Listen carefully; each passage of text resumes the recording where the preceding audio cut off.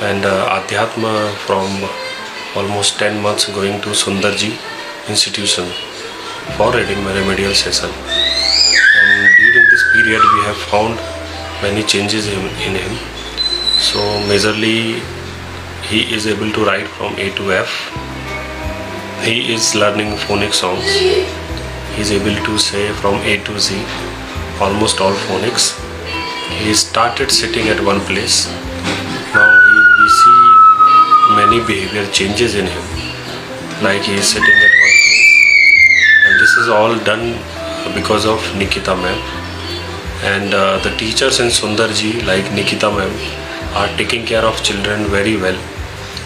He is also taught on behavior, like toilet etiquette, eating, keeping quiet in general places. He is also nowadays listening more. Eye contact has increased. His sitting is also increased. So and he's following simple commands. So teachers are good at Sunderji. Nikita ma'am is taking care of him very well. So thank you so much for taking care of my child.